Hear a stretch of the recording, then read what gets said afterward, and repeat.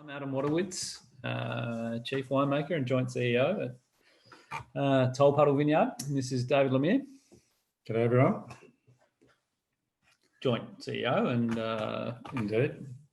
And yes, I head up the sales and marketing team at Tolpuddle Vineyard, and yeah, really nice to be able to connect with you over Zoom. So welcome. We have the chat function up as well. We can't see you on the screen we're on, but we can see your questions. So jump in and feel free to make comments or questions as we go. So the questions need to come via Q&A. So that's the way to send the questions, and then they come to us via chat. So that's the way it works. So thank you for jumping in, and yeah, get that into Q&A. Cool. So we might just start with a little bit of background about Tolpuddle Vineyard. I think you obviously know a bit about it as you're here, and a lot of you are on our allocation list for Tolpuddle, which is a great way to make sure that you get access to stock, and you also get some access to back vintages at various times and events when we're doing events. And it's been not the normal year for getting around and doing dinners and tastings and that sort of thing, but gradually we're all getting back to normal and looking forward to getting out and doing some activities, certainly in 21. So just, Tolpuddle Vineyard was first planted back in 1988, and one of the great advantages of this vineyard, and one of the things that appealed to us as a team, was that the vineyard was really well set up. So initially there were really good professional people involved, like Tony Jordan, who worked for many years with Moet Hennessy and was the driving force behind Domaine Chandon in the Yarra Valley, and also was influential and helped them establish a lot of things. He told an incredible story about them setting up this vineyard in Shangri-La in China, and has just been a real pioneer of Tony Jordan. And so he was a great professional. He was involved at the start, as was Gary Crittenden, so pioneering viticulturist, mainly known for his work in Mornington Peninsula. So there were good wine and viti people involved from the start, and that meant it was well set up. It was also, it was well sited. It's a beautiful site.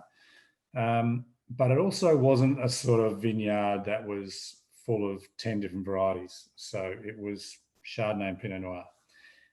And so it always had that focus, and it had a great reputation. It had won the inaugural Tasmanian Vineyard of the Year competition back in 2006.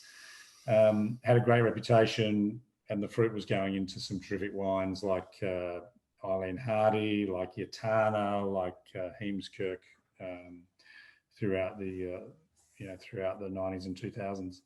So it was a really good base, and we purchased the property. When I say we, I mean Martin Shaw and Michael Hill Smith purchased the property in 2011.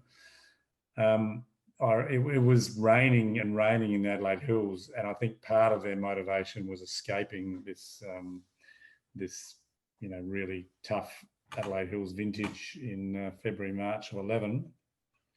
So they snuck down to Tasmania, and the rest is history. They really fell in love with Tolpuddle Vineyard, and had bought it within weeks of seeing it. They'd stitched up the deal. So it was an exciting start, but we have done a lot of work since then, and you've been, you've seen that, Adam, you've been part of that. And I think for you, seeing that activity in the vineyard's been pretty exciting. Oh, absolutely. I think, Tolpuddle is it's an amazing site, and it's just great to be working with something that is not only in Tasmania, which, as you all know, is a very cool, pristine environment, but it's southern Tasmania.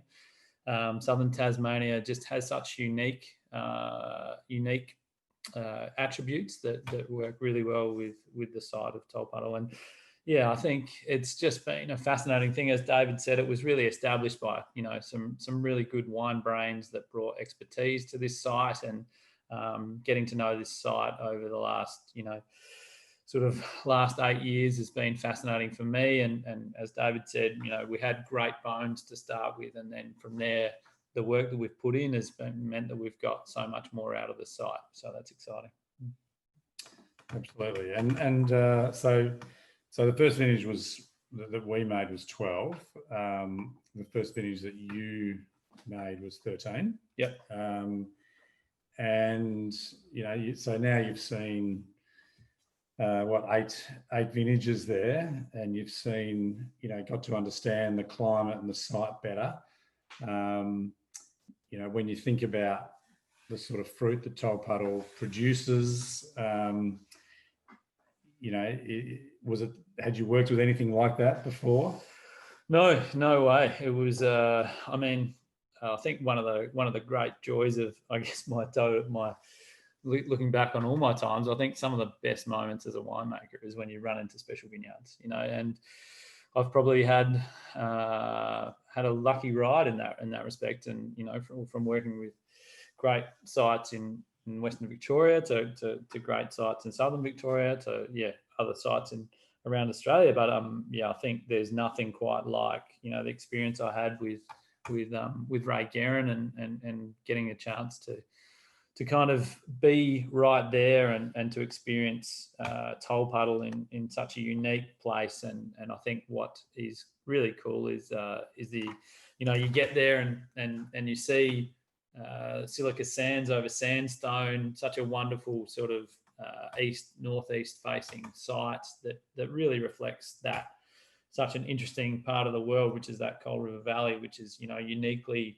cool, but it does stay dry, so you're able to get this intensity of flavor from a place that's really fascinating to work with. So yeah, I got to say, it's like nothing else I've worked with. And if you ever wanted a lesson in the differences of site, I think the Adelaide Hills and versus Tasmania is just polar opposites, and you've got to really learn and understand what you're working with to get the best out of it.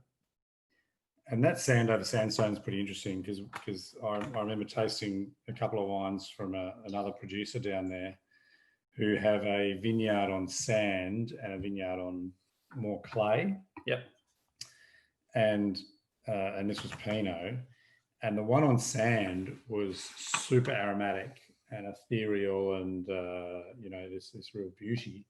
And the one on clay was much stronger tannins and denser, and darker and more brooding. So, we obviously, are very, have more of the sand component, and so are tending more to that aromatic style of Pinot.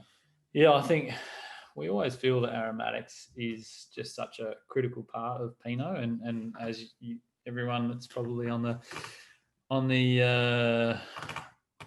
Zoom tasting tonight will understand that I think that's the alluring thing about when you grow Pinot in the right place and with the soils that we have, it does tend to give that really lovely aromatics and that perfume that we strive for. And it's nice when it naturally comes from a site and that you're not chasing it. So it's I got to say, it's one of the really special sites and one of the good things about that about sand over sandstone.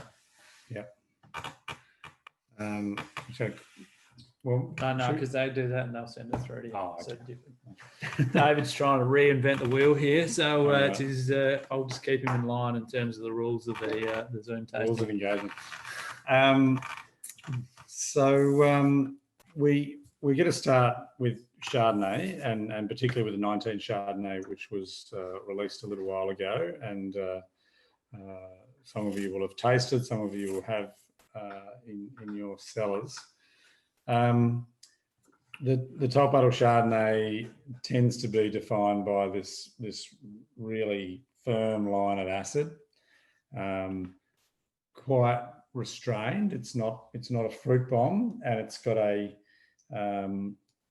focus. It's certainly a long way from the big, rich, buttery style of Aussie Chardonnay of old, and it kind of fits into this more modern, lean style. But that's kind of very much from the vineyard rather than us imposing a style on that. Is that the way you see it? Yeah. I think, when you're working with such good fruit, you really are trying to put the vineyard to the front. And I think naturally Chardonnay from Tolpuddle has this amazing flavour, but it's quite subtle, and it's not overtly fruity. It has subtlety to it, and it's built around this, really fine but long, delicious natural acidity. And I think that's where, when you work with that fruit, patience is really the key in terms of allowing it to kind of come out of its shell and to really show, its true character. And certainly 19 is one of the most together releases that I've seen. I think for me, we've been working with a vineyard for, as you know, sort of 8 or 9 years, and 8 vintages for me. And I think as you do understand what the strengths are, it's really fascinating to kind of pull those levers and get the best out of it. And normally these wines go to bottle, and we feel like, wow, I wish we had just a little bit more time for these wines to relax. And they will age really well, but for me, this 19 is really together at an earlier stage. So when you're down there looking at the fruit in the vineyard, and you're making that call of when to pick, what are the key things that are determining that decision? Yeah, I think there's probably 3 things that we think about. One is, the numbers. So what BOME it's at. We're always sort of tracking that maturity scale, and that's what every one good wine grower or maker does. Probably the least important, I've got to say. Second is flavour. What are you tasting?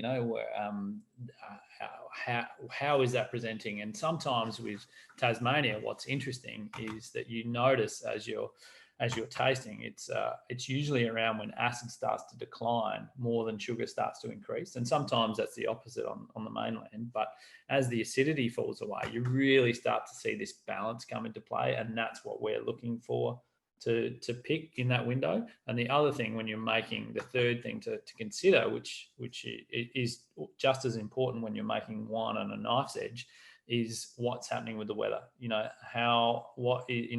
you have 2 or 3 days to take this slightly further, or is it time to pick now? And those are the three major categories we're looking at. And I've got to say that, the season is definitely not over until it's over. There's always a twist or turn to come when growing grapes in southern Tasmania. And so down there, when you're talking about the weather approaching, you're thinking about rain. It's not a region where you're having to worry about heat coming through. No, it's rain, it's cold snaps, it's a real change in the season, something that's going to be a risk to not getting this fruit exactly where you want it. And often it's do we need to pick now, or have we got a few more days to get some beautiful sunlight and capture a bit more? So that's where we go. Yeah. And are you picking, Tolpuddle Vineyard's made up of some different blocks of Chardonnay and Pinot. How many picks is it normally coming in over? We tend to pick over a couple of weeks. Yeah, there's your questions.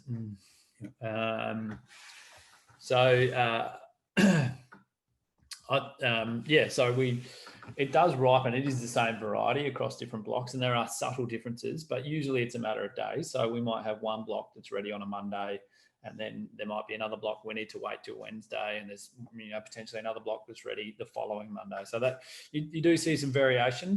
There's some clonal differences, there's some aspect differences, there's some soil warmth differences, but that we see, and that does determine exactly when we're going to pick. Cool. We've got a question there from Paul Henry. G'day, Paul. About a comparison with Lewin Art Series Chardonnay in terms of both soil and wine. had both side by side, and our 19 was the most complete Tolpuddle Chardonnay yet, and he thought above the Lewin, which is high praise.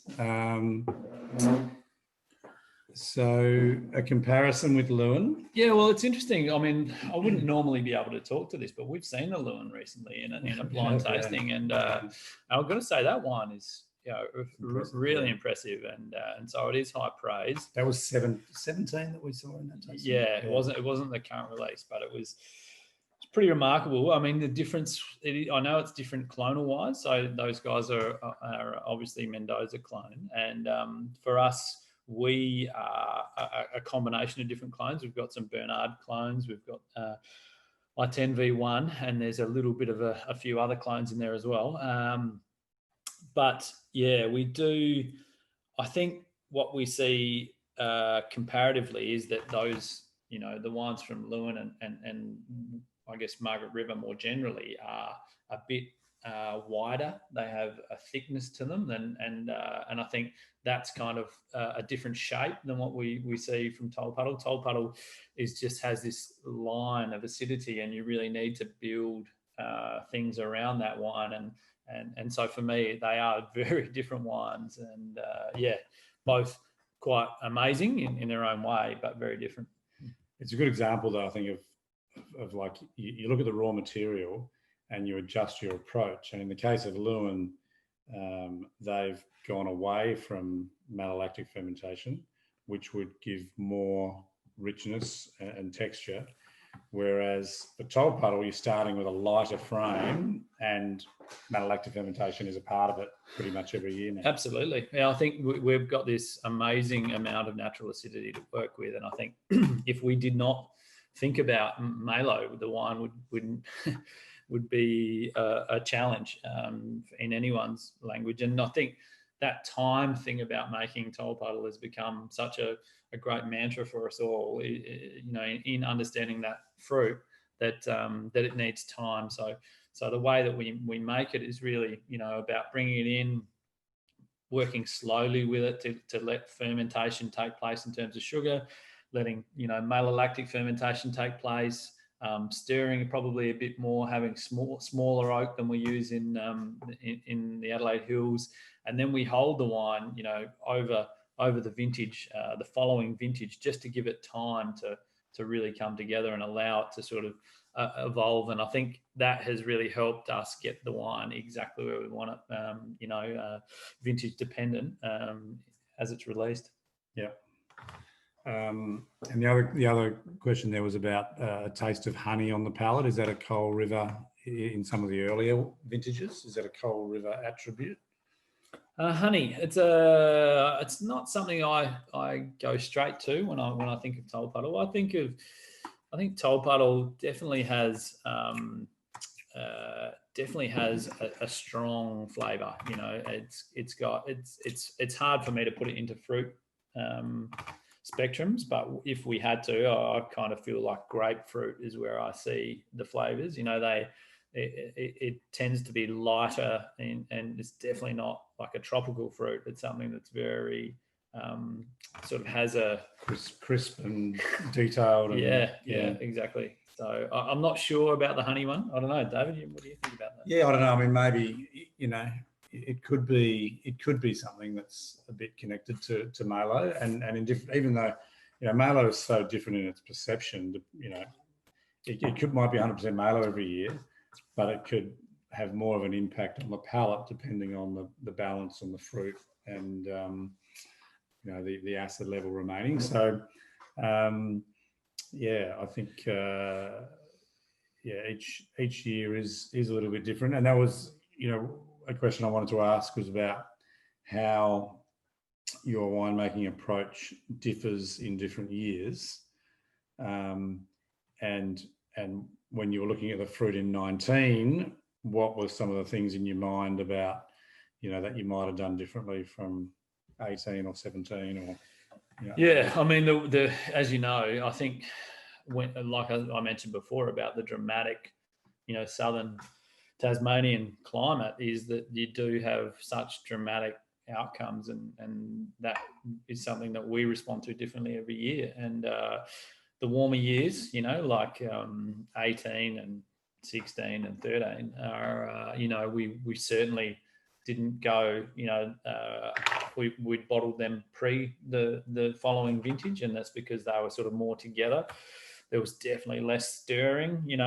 There's ways that you're thinking about, you get to a point and then you're thinking about preserving freshness as opposed to trying to get to that point where the wine is relaxed enough to kind of open up. And so I think that's the way that we think about the wines. And I think 19 was one of those wines that really behaved probably like you would want it to. It wasn't as cold as 17 and 15 in terms of the acidity was great, but it wasn't outrageous. And I think for us, we certainly had the ability to shape the wine early, and every subtle thing that we did made a huge difference. And I think we were able to kind of respond quite quickly, and we've ended up with a wine that's really together and shows not only the intensity of the season, but the balance and fineness of great natural acidity. Cool. So that comment about the barrels there, maybe just a couple of things on the oak. So that it's all small French oak, by which we mean 228 litre. Yep, all in barriques. Yep, and a good, around a 30% or a third or so that's new. Yep, 30% new, and that's the difference between Lewin as well. They're 100% new. Right. So, which I think is pretty remarkable. Yeah, and it's a kind of that bigger, more robust fruit that can kind of handle the new oak. Whereas if your fruit's a bit more delicate, you have to be a bit more careful about the new oak component. Absolutely, yeah. But then with the tightness and the acid, you need the air, the oxygen, and that's where the smaller, the 228s are useful. Whereas in the Adelaide Hills, you're using a lot more, 500 litre. That's good. I like the way I lured you into answering that question for me, David. Yeah, that's good. 19 Chardonnay. So that's really, we're pretty thrilled with that wine. Less excited by the fact that we didn't get any Pinot Noir in 2019. So we are looking forward to 20. We don't really want to dwell on it because it's a bit traumatic, but yeah, it is. And I think it's one of the good things to come out of the last couple of years, as we've had to deal with bushfires and smoke, and is to know that we really understand how it works, and we really understand the real finer details about it. And I think as we would always do the right thing and only make wines that we're really happy to stand behind. And I think that's really exciting. And as you said, 19, it's such a shame that we didn't get to make the Pinot because the conditions were so even. And as you can see in the Chardonnay, the wine is fantastic. So it was a great growing season, and a pity not to release one. But there is a question here from Mark about how the 19 compares to the 18, and how optimal for drinking versus cellaring goes, and I think just to touch on that, 19 for me has more acidity, and it was cooler. So with although it did have some warmth during the season, so it was almost a really lovely season for Chardonnay from Tasmania, and for all of those reasons I'd mentioned before. 18 will age really well, but it is probably more opulent than the 19, and I think 19 has just a touch more acidity that's going to sit in there beautifully, but will work really well. So I'd say they both, you could age them both for 5-10 years, no worries. But I do think probably at the 10-year mark, the 19 is probably going to be still looking, probably tighter than the 18 at that stage. Would be my read. Is that the way you'd read it? Yeah. Look, I always sort of reflect on the aging question. Is a very, there's a very subjective element to it in terms of when you like to drink your wines. And I enjoy Chardonnay when it's fresh and young, But I do sometimes feel that, the maximum potential for me, I do enjoy that sense that there's a little bit more complexity. There's this harmonization, of just the edges get a little bit rounded out and a bit more integration once you get 4 or 5 years on Chardonnay. So I love to see the wines at that age as well. So I think it's, and these wines, we saw the 2012 recently, and it looked as fresh as a daisy. Yeah, no, they age beautifully. I mean, it is a good point. I love the way they put on weight, in bottle. There's a couple of questions there. Where can your wines be purchased in the UK? That's a good question. I might just take that on notice. We do. I know, Majestic are working a lot. Have been working a lot with our wines recently, but Tolpuddle, the quantities are not huge, so it can be a little bit hit and miss in the UK. But some of the really top independents, I think Phil Glass and Swiggett, one of my favourite names of retailers, Phil Glass and Swiggett, would have some. But if you want to email us, we can get back to you with more specifics on that at the info@Tolpuddle email. And the next question was around why was the Chardonnay unaffected and by smoke, and why was the Pinot affected? And it's really simple to explain.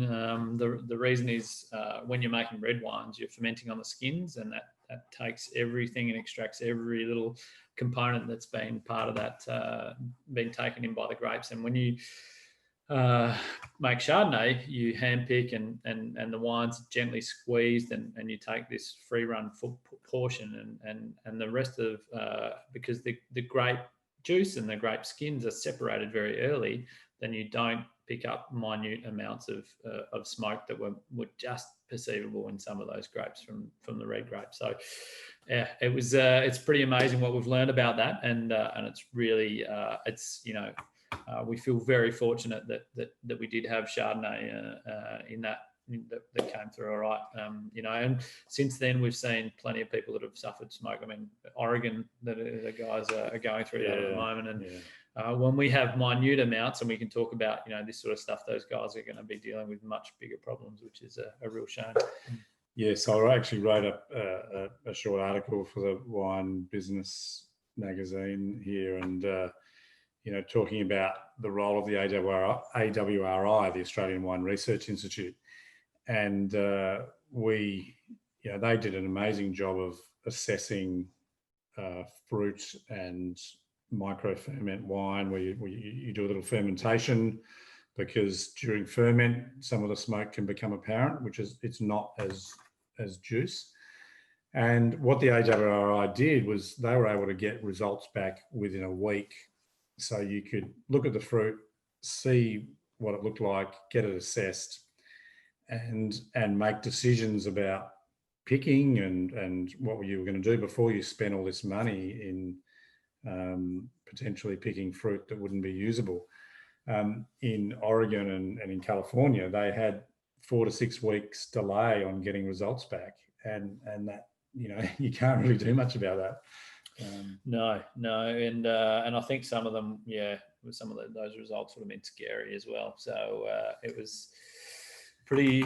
I think what we have found out about smoke is that if it's really badly affected or not affected, that's quite easy to tell, and it's when it's just in that middle, and that fine grey area is a really challenging place to be. So and that often doesn't appear until months down the track. Exactly. Yeah, exactly. So that's pretty challenging. We've also got open here a bottle of the 2014 Tolpuddle Vineyard. Do you want to hold that up and show the... Have a look at something. Can we get the vintage there? Can you see that? Yeah. Maybe. Yep, 14. Just to look at something 5 years older and reflect on that, see how it's aging. 14 was a relatively cool year. I love 14. I think for me it was, it was really interesting when, there was such variation between 12 and then 13 was a more opulent year, and then 14 was cool and really small berries, and it was poor flowering, so you had small berries per bunch and less berries per bunch. And so not only do you have this beautiful acidity, but you also have this intensity and extract, which I love in great Chardonnay years. And yeah, for me, it's nice to be revisiting this. And is this, you can buy this, there's a one bottle per person, I think, is that the... Yeah, well, I wanted to look at it, and Tara, who looks after our sales, insisted that if we're talking about it and drinking it, that we had to let people buy some. So you can buy up to a grand total of a bottle, but we'll release a little bit from maturation because it's in good nick. I mean, like you talk about aging. I mean, that colour just has not changed at all, has it? No. And it has, you know, you can see the acidity is such a woven in part of that wine, but yet, you know, the bit of time in bottle has just rounded things and made it more complete. And it's got a long way to go, which is nice. You know, it's just a nice slow evolution. Yep. Yeah, so that's the 14 Chardonnay and of course the 19 Chardonnay. So we will, I think, move on to Pinot. Yeah, well, not a bad segue here from Adam Pedler. I think was talking about, his question was around Tolpuddle Chardonnay showing remarkable consistency, yet often the Pinot shows more variation. Why is that? And I think it's a really good question. I think you do see big variations in Chardonnay in terms of the way that you treat the wines, and you do respond to try and get these wines to be the best version of themselves, and you do the same with Pinot. But I think from a variety point of view, Chardonnay has much more flexibility across different seasons. So, you know, and that's sort of, you know, borne out by the fact that you can see you know, Chardonnay grown in Margaret River or, you know, Tumbarumba or the Yarra Valley or the Adelaide Hills or Tasmania, and it'll give you a great representation of all those places. So it's more malleable and it shows more, you know, it's more comfortable being in different guises, I think. Whereas Pinot, it will almost show more of a different season at a specific spot. So I think that's why it's so exciting with Pinot, because it is such a conductor of site and season, and that's why you get that variation across Pinot. Yeah, Berghound, you know, he talks about the different Burgundy years in terms of, you know, is it a year where the site is most expressive? Is it a year where it's more about the variety, or is it a year where it's more about the season speaking more strongly? And yeah, I think, you know, Pinot has a transparency, doesn't it? And it does show the season pretty clearly, dramatically almost, compared to Chardonnay. Yep. Yeah, and I think Chardonnay shows it as well, but it's not the highs and lows are not as steep, are they? So, yeah, exactly.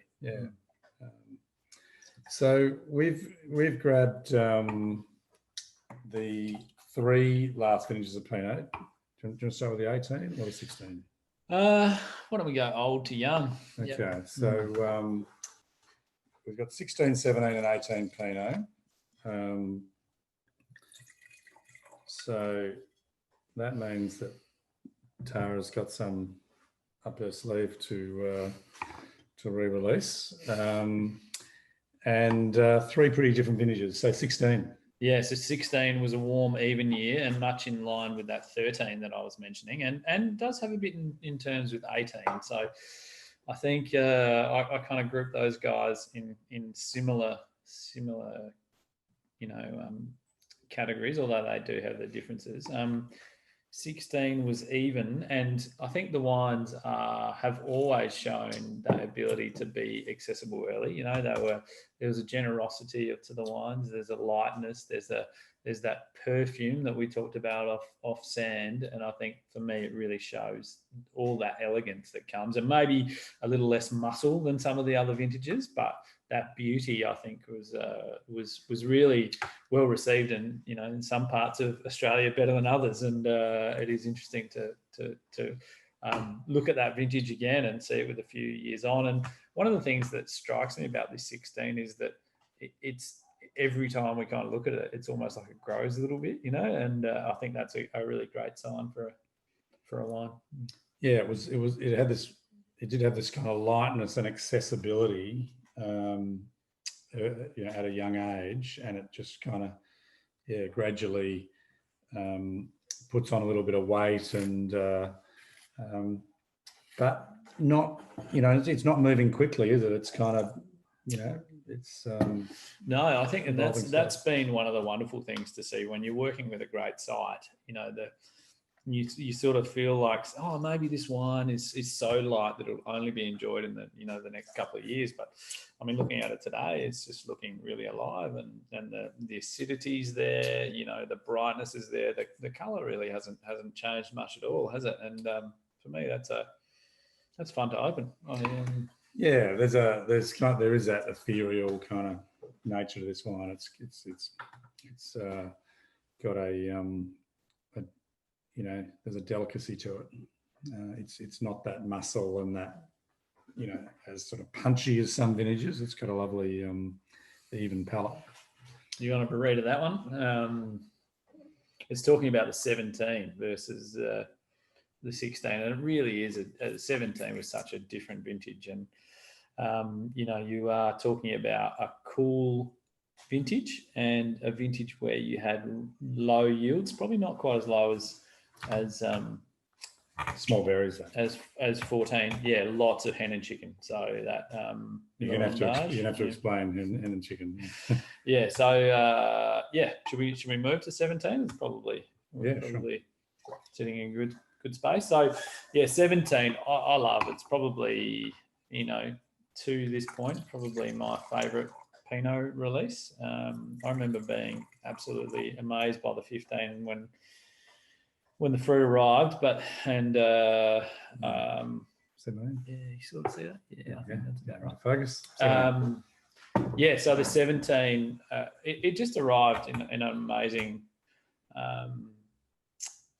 kind of set of events, and I think I remember standing there with Ray Guerin and Ray saying, isn't it wonderful when you run into a good site, a vineyard team that know what they're doing, and and hopefully a winery team that know what they're doing, So I think, and that felt a little bit like 17, as we picked the fruit. I think Murray took about 1,000 photos, because they just looked so beautiful on the vine. And then when they arrived, again, when we sort of talk about these amazing years, we did see colour coming from the skins on the sorting table. And so as the grapes were going over the sorting table, we just saw this amazing colour. And we probably, have been in awe of the vintage ever since. And I'm looking forward to seeing it, actually. And in relation to this question and the fruitiness, that is kind of partly because, in this sort of juby fruity character is because it the small berries, the intensity, that it almost, looks really young compared to other vintages at a similar age, because it's just got this power. Absolutely. It's more time to settle down. It's got more intensity through that, and I think that's exactly right, the way that David described it. And you throw in those small berries that have skin and seeds but don't have too much juice, they just give you an extra level of intensity, and you can just see the tannin in that versus the 16, can't you? It's and the intensity's still there, and it's still a pup, isn't it, that one? It's it's still very, very unevolved. Hen and chicken, can you just explain that? So hen and chicken is it's when you get larger berries and smaller berries on the same bunch, and so we call that the big ones are the hens and the little ones are the chickens, and those small berries are the ones that we talk about, giving that little bit of extra flavour and a little bit of extra intensity. And I think that is what has contributed to the intensity of the 17. And having said that, we feel like this wine is set up for the long haul, so we look forward to watching this one evolve. Absolutely. And might be just a moment to talk about the whole bunches and you know, that the influence of whole bunches in the ferment and why we use that technique. Yeah, I think whole bunches is an important part for us. We tend to, with our Pinot making, we tend to not use whole bunches as much in the Adelaide Hills, but in Tasmania, and it's a bit to do with the dubiness and the intensity of the fruit, that we love the savoury elements that the use of whole fruit in ferments gives us, and the structural elements that give us the tannin for the longevity of these wines. And I think for us, we use it judiciously. We don't want too much of that whole bunch character, but we do love that savouriness that it brings to Tolpuddle fruit. Yeah, real complexity, doesn't it? Just adds more and brings balance. And there was a comment from Mark, is it, about Coal Valley and how they love Tolpuddle and Pooley, and why is the Coal River Valley so special for Pinot? That's a good question, and I think it does relate to climate. It does relate to soil. It relates to everything, and it's certainly about where you grow it. And it does have a real terroir, for want of a better term, to the area. And I think if you grow it really sensitively, if you get that great expression through what you're growing, and then you make it sensitively, then you really reflect, the Coal River Valley and the vintage. And I think, it's an exciting place to grow Pinot, that's for sure. And that dry sort of autumn or the dryness in general is part of that. Yeah, I think that is a defining element to these wines. And I think if you look across Tasmania, there's definitely different. The different regions look different, and I think some of that dryness that you see does influence the wine, and you will see, I think, more intensity from Coal River, and you might get into slightly riper expressions of Pinot, because it does have this ability to not blow over with sugar, but have that intensity of flavour that gives you, breadth within a wine. Yeah, and I guess that relatively cool climate in terms of the acidity is important. Oh yes, as well. definitely. So yeah, you need natural acidity to support all that, and we certainly, if we feel like sometimes you could push things too far, and that's certainly in our mind when we're a bit like I was talking about with the Chardonnay. You want to be grabbing this with freshness, with brightness, with acidity, and the right balance of flavour, and that's why that 17 I think is a pretty special vintage from Tolpuddle. Cool. All right, we'll have a quick look at the 18.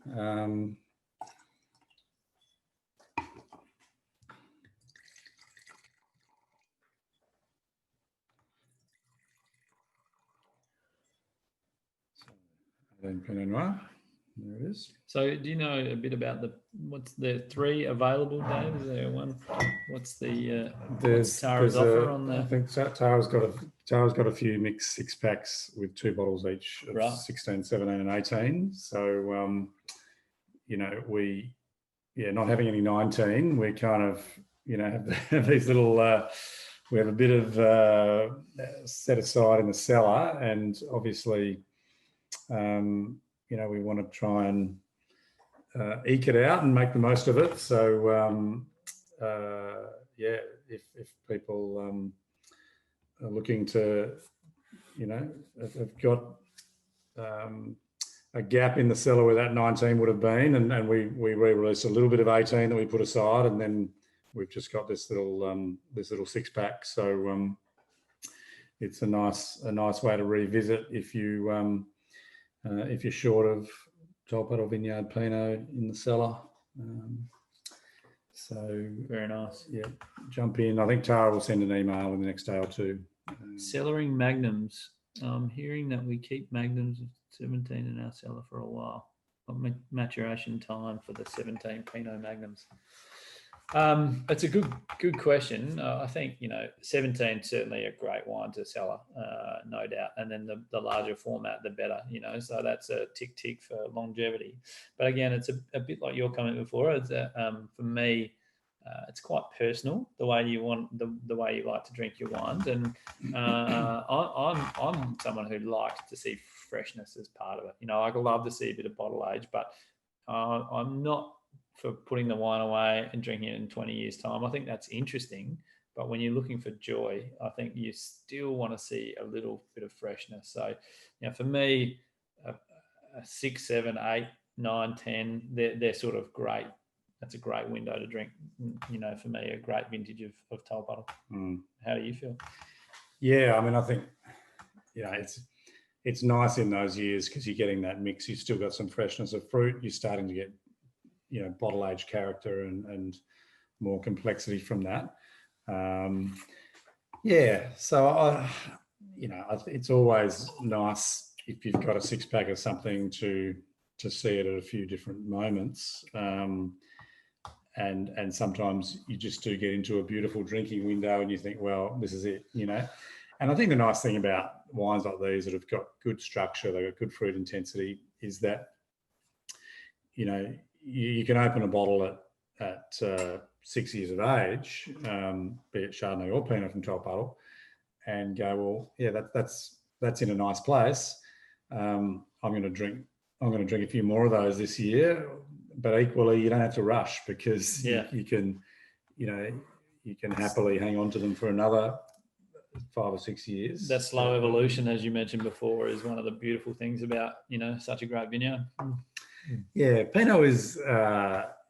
It does have a lovely evolution, though, in going from that freshness and primary fruit through to more integration, and then in the end, you just seem, particularly with whole bunches in the ferments, you just get this added spice and complexity and earthiness and these sort of savoury fruit characters. Sometimes there's olives, there's a lot of, sometimes there's dried herbs. You've just got a lot of different things, but they all kind of seem to work, the aging characters. And some varieties, the age characters might not be so attractive, but Pinot, they really seem to be attractive. Yeah, I agree. And I think, that's one thing to probably communicate to everyone is that, these wines are built for, and one of the challenges is around, people want to drink their wines young. And, but one of our real tests is for these wines to be collectible and to go the distance. And I think you got great confidence with the wines that we've produced so far. And we kind of take it for granted because we kind of, live it, but you only get that ability by having a good site, by being careful about the yields. So you've got good concentration, really good quality viticulture those are the building blocks of wines that will age. It's not, not every wine will age, for 20 years, but, these ones will certainly go the distance. Yeah, absolutely. And just talking about this 18, I think it's interesting versus the 17, isn't it? Because it's a year younger. It's sort of, it's more vibrant, it's more accessible, but it probably has the palate is more accessible too. It's almost like the tannin of the 17 is higher and more. I don't want to say strict, but it's more powerful, whereas the 18 is more easygoing and it's got flow. It's got this lovely flow and seamlessness, and this palate that's very juicy and approachable, whereas a 17 is a bit more, grippy and dense, and it just needs a bit more time to loosen up. Yeah. And I mean, I've just, as we both pretty well just come off the back of judging wine shows, and you look at wines on the day, and assess them how they're looking today, and sometimes you look at one and go, gee, that's got all this intensity, it's going to be fantastic in 5 years' time, but today, this 18 is a beautiful drink, and the 17 probably needs more time. So yeah. Now, Can we compare Tolpuddle to Tolpuddle Pinot style to the best of Otago and Martinborough Pinots? It is quite hard to compare. I mean, one thing that we do notice, and David and I, taste a lot of wines blind and do a lot of judging, but I think you do feel like there's a new worldness to Otago and to Martinborough, and to Tasmania. So there's that kind of in common. But I do, I don't know. I feel like there's probably less overtness than particularly Otago for me compared to, I think Martinborough is slightly more subtle, and I think probably for me Coal River and Tasmania is slightly more subtle than Otago. And I think the richness, like Otago, has that sort of continental, that warmer summers and cooler winters, and they can be a bit have this sort of richness and darker fruit, and the alcohols can be a touch higher. And so they're quite striking and dramatic wines. The Tolpuddle, the Tasmanian Pinots in general, the alcohols tend to be quite moderate, which is nice because it plays into that sort of lightness thing, that kind of balance and freshness, but not rich alcohols. Otago's maybe a bit bigger and more dramatic, and we love all of those wines. I've got to say, I've got a long history with Martinborough, with selling Utarangi and Tolpuddle Vineyard and those things, and they're wonderful wines. And I think for them, they probably have this sort of darker fruit, earth character. I've seen pepper in their wines too. I see that pepper and like cold pepper. But I feel like Coal River is, Tasmania, but particularly Coal River, there's maybe more red fruit. Martin's got a bit more dark fruit, and maybe more savoury in Martinborough compared to fruity in Otago. Yeah, great. There is one question here around the 15, sharing a view on our 15, and I loved 15. I think for me it's a wonderful vintage. So if you've got some of that, well done. I think outside of 17, for me, 15's the next one to be able to put down. I mean, 14 is the cool year, but 15, as well, I think is in that top category for me. Yeah, and quite a bit of that whole bunch character, which is really fascinating and which evolves really in a really interesting way. But I feel that whole bunch, sort of herb character is a really interesting feature of the 15. Yeah, I can't wait to see that one with a bit more time on it too. Yeah. So I think we're pretty well running out of time. Just want to thank you all for joining us. Hope you're enjoying Tolpuddle Pinot and Chardonnay and drinking good wine. And we're all looking forward to having the whole country, aligned and let out and getting past 2020. Thanks again. Thanks Tara and Alex, who have been doing the logistics in the background. I think that's about it. Yeah, thanks everyone. As we said, it's exciting for 19 Chardonnay, and we look forward to next season. Cheers.